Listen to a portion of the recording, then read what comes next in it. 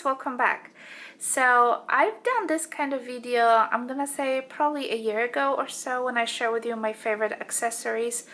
Quite a few things have changed since then, so I've decided to do this video again and share with you my recent favorites and pretty much things that I cannot live without. So without any further ado, let's start with the strings, because I know you guys are gonna ask me.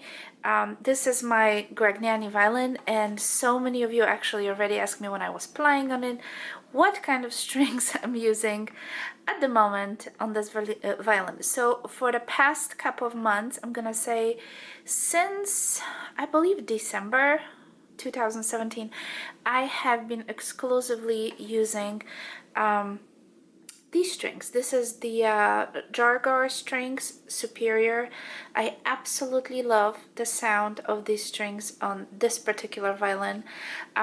You need to keep in mind that you know, all the strings are gonna sound slightly different on your instrument, but what I like to do is to actually test. So I will send a couple of sets of these strings from the Jargar Strings company, and I absolutely love it. So this is what I have been changing, you know, exclusively and just using on this violin. It's a very powerful, you know, these are very powerful strings, and I did a couple of videos which I can link it down below, and you can go ahead and check on my channel about the strings, so you can hear the sound and all that jazz. So yeah, if you haven't tried these, I will highly recommend. They are, you know, as a high-end strings, they're pretty pricey. If you are just a beginner violin, you don't need those by any means, but these are for more advanced, you know, you know, if you're even intermediate violin, you can probably try those as well. Another thing that I always have to have in my case is some kind of like microfiber cloth. I use those Blue Char music cloths, or this is the one that I found a couple of months ago actually at the Johnson Strings. Has like this little squirrel design at the bottom. It's a lot larger. I'm gonna put it here on the violin so you can see how big it is. It's a lot larger than those Char Music blue microfiber cloth, if you're familiar with them, but it's pretty much works the same. It's just bigger, and you know, sometimes I like to put it you know, something over my chin rest when I play, and of course you can clean your entire violin with this. It's great. I just need to have it something, and we all should have it, because remember, after you play, you need to wipe the rosin off from the strings and from your instrument, so you definitely need something. It doesn't have to be this particular one.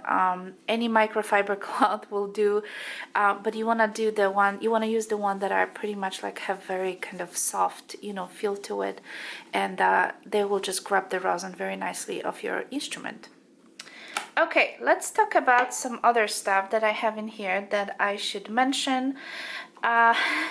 One new things for me that I have it for a while actually, and I don't always use it. It's just every once in a while, if I especially feel a little bit tired, I will put this on.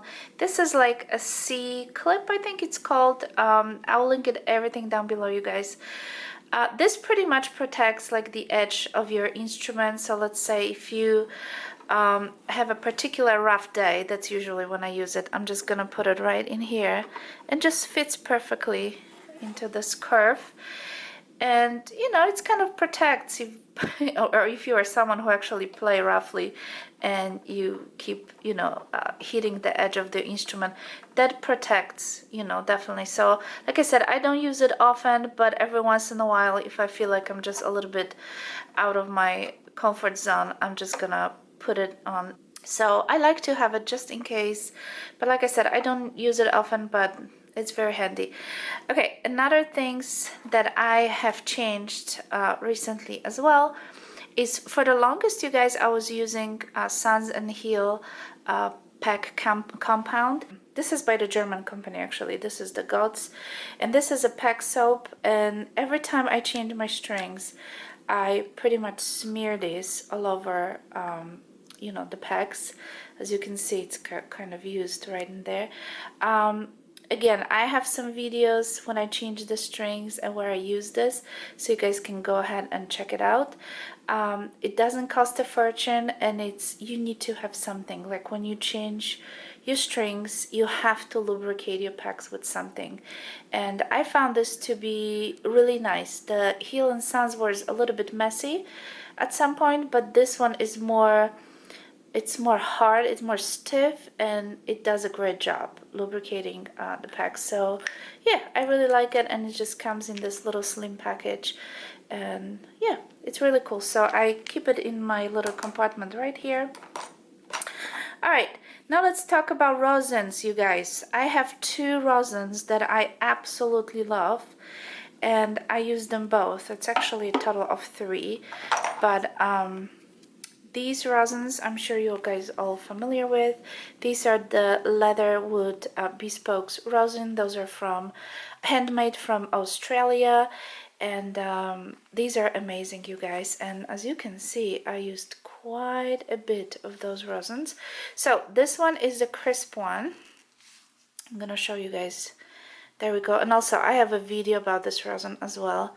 So as you can see, there's pretty nice dent. I really like the crisp rosin, but I end up, most of the time I end up mixing them both. This one is supple with a little S right in here.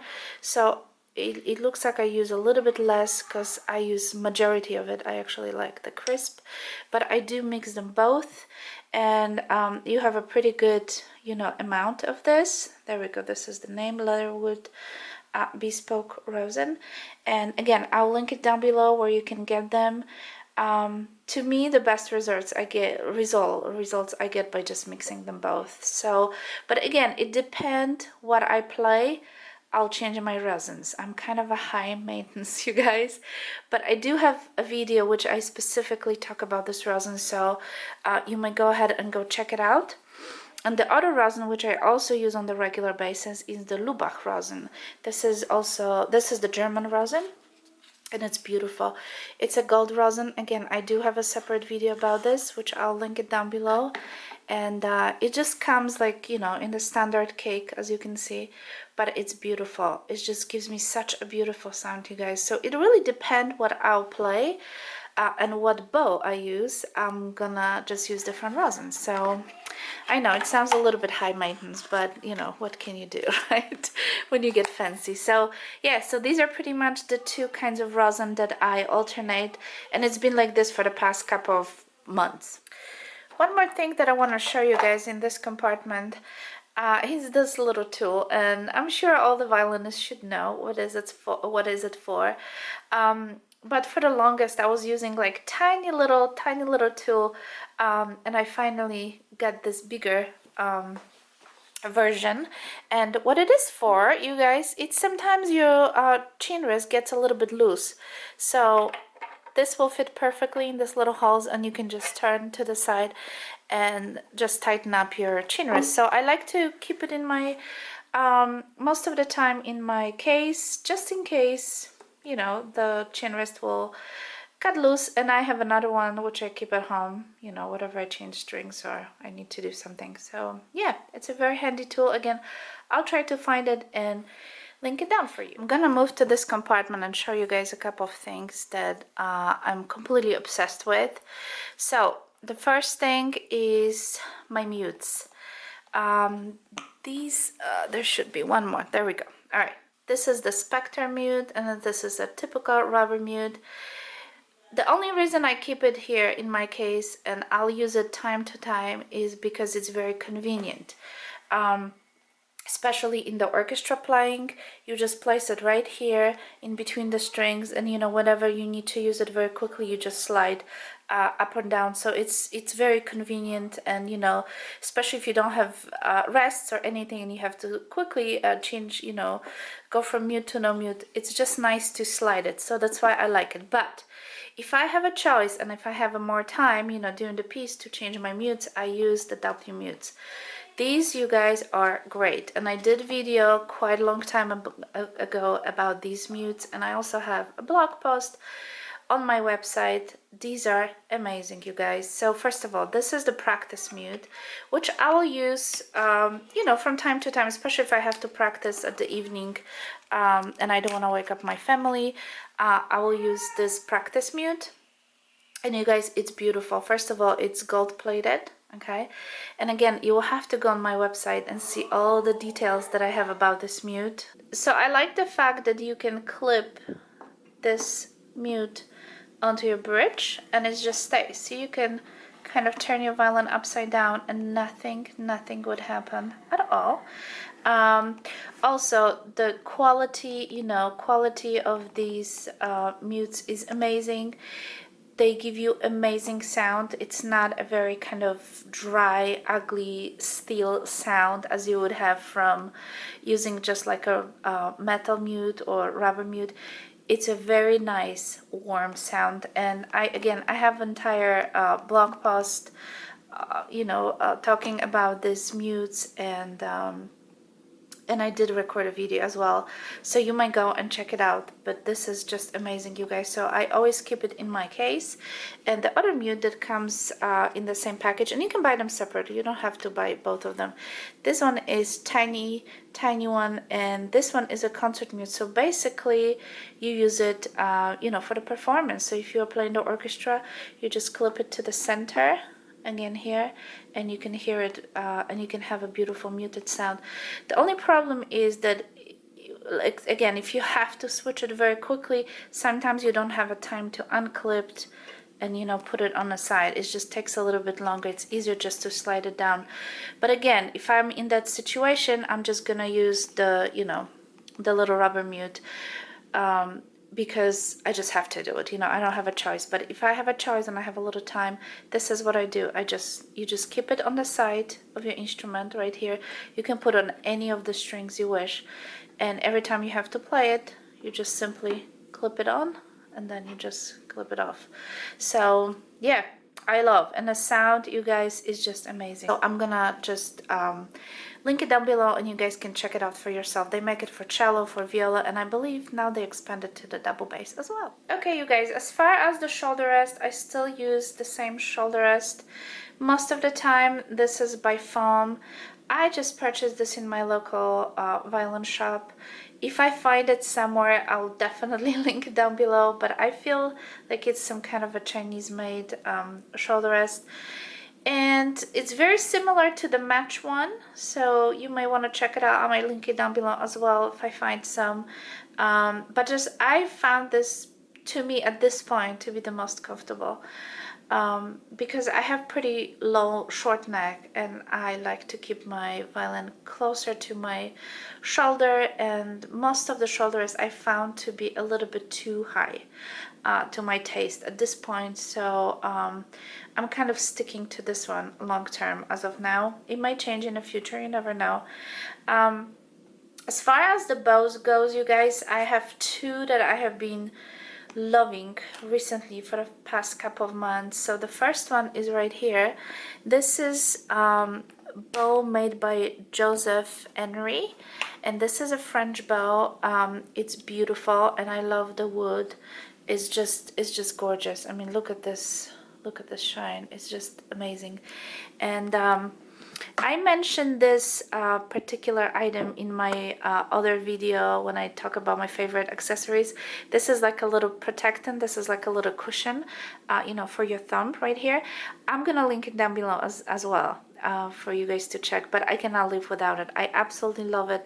It just gives me a little bit support as I play, and at the same time, I'm not destroying the leather grip that it's underneath.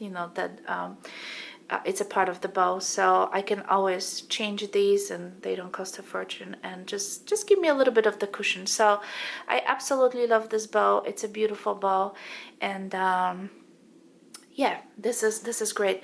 And the other bow, you guys, I'm gonna show you, is the bow that I have here a little bit higher. So this is the Sartori bow. This bow is actually quite heavy. I think it's about 63 or 64 grams, so it's a lot heavier than the Henry bow. It's a French bow, and we all know Sartori, the name Sartori. It's a beautiful bow. As you see, again, I have this little cushion. Do you see how it gets used? So you can tell that I'm using this bow a little bit more. I kind of like heavy bows, to be honest with you. So again, I'm just using this cushion to just, you know, to help me out a little bit, and I get a little bit more support. And then, you know, the stick is a little bit thicker. It's a little bit, has a little bit different shape. And unfortunately, I had to put a little support. This was made by the you know, a bow restorer, because, you know, this bow is extremely old and unfortunately started to crack a little bit. So he pretty much put this little support here on my bow, and he said that it should just hold it all together, and hopefully it's not gonna snap, because this would be a disaster. So yeah, I've seen this at many, you know, violinists and even cellists. I've seen them having this little tape. This is like a special tape that just gives a little bit more support to the bow and, you know, prevent from any breakage. So yeah, you know, that might happen to the old bows, and they're very precious and expensive, you know, so obviously we want to support this as much as possible. So yeah, you guys, so that's pretty much it. If you're wondering about the case, this is the case that I show you guys so many times. This is the Musafia Enigma case. It's beautiful. I mean, I absolutely love it. Look at the inside. Isn't that great? So it is a custom-made case. If you see like those little ports right here, there are things that are built in, you know, the top of the case that are just preventing from, you know, weather damage and so on, so on. So yeah, I absolutely love it. And like I said, it is a little bit heavy, but if you don't mind that, it will really, you know, save your instrument and protect your instrument. So all right, you guys, so that's pretty much it. If you have any questions, please let me know, and I'll talk to you soon. Bye.